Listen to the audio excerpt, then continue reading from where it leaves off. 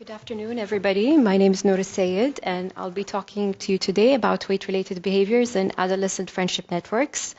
When I was first asked to prepare this presentation, I found it a bit challenging to have to put sort of 3 years worth of work in 15 slides, but I tried my best to be sort of brief yet concise. So I'll start by introducing you to the problem. I'll then talk about the research problem, the gap that I've identified in the literature, the research aim and questions, and the methodology adopted. Finally, I'll talk about the main research findings, a discussion of the findings, and of course the conclusion.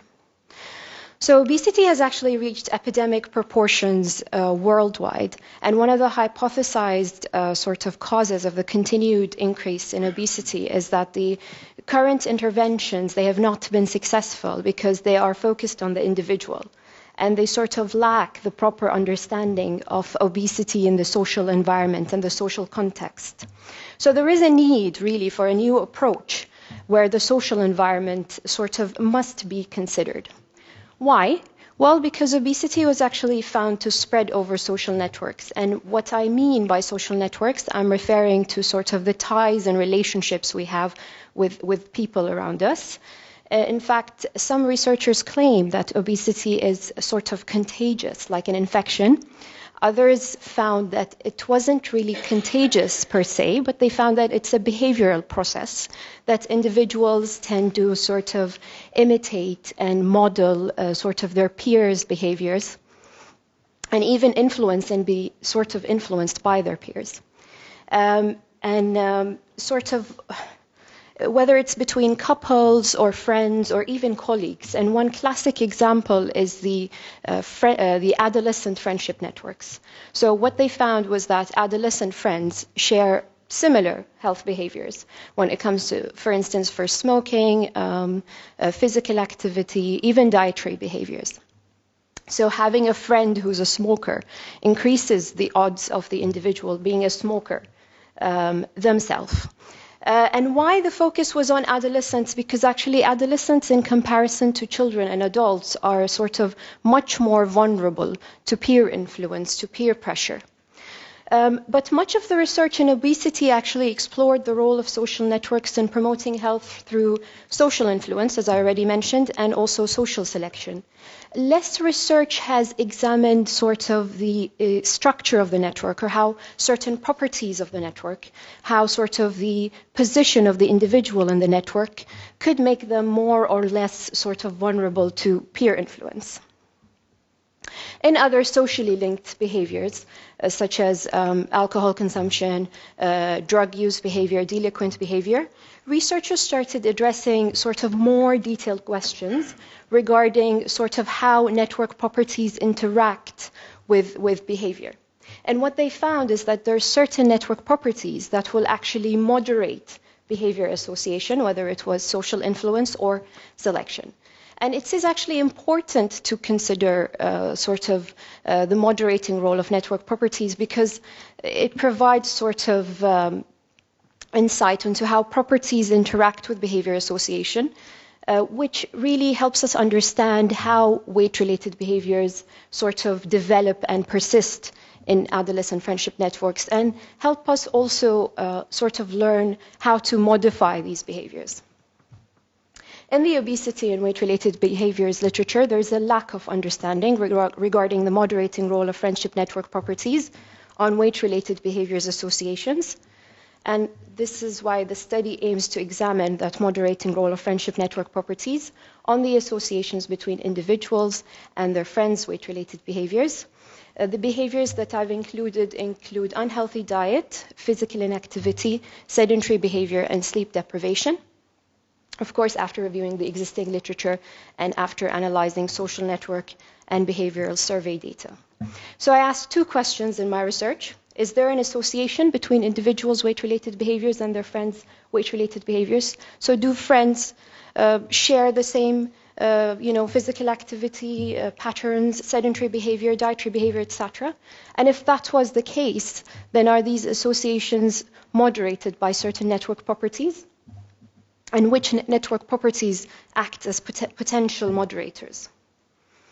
So it is a quantitative study, and I've used a survey that I've developed along with measurements, anthropometric measurements of the participants were recorded, including their weights and heights, which allow me to calculate their body mass indexes, their BMIs. 4 schools in the Kingdom of Bahrain participated in the study with a total of 673 adolescents between the ages of 11 and 15. And for the analysis, I used social network analysis paired with regression models. And my main findings, what I found was 1 in 3 of the participants was either overweight or obese.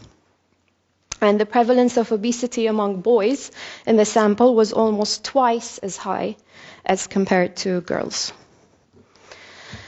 When it comes to the behaviors, the majority of the participants skip breakfast regularly, eat fast food regularly, consume insufficient amounts of fruits and vegetables, and consume calorie-dense snacks, including chocolates and crisps regularly. The vast majority of the participants were also considered insufficiently active, and they were considered high sedentary. A high percentage of the participants, around 40%, were also sleep deprived.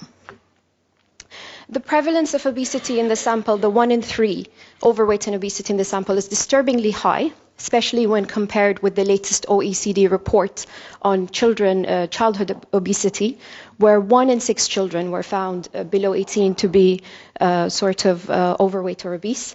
However, when we look at other studies conducted in Bahrain on obesity and the region, the GCC region, it's not surprising at all. The rate is 30% plus minus. Now, also, as I said, the fact that the prevalence of obesity among boys in the sample was twice as high as that among the girls is also not surprising, because other studies conducted in the GCC region, in Spain, Portugal, and among the Latinos in the States, that was also the case. But one study found that this sort of gap or disparity between the rates between the boys and the girls sort of tends to get smaller as they approach adulthood, as they approach 21. In fact, in Bahrain, after 21, during adulthood, the obesity rates among females are substantially higher in Bahrain and the GCC than that of males.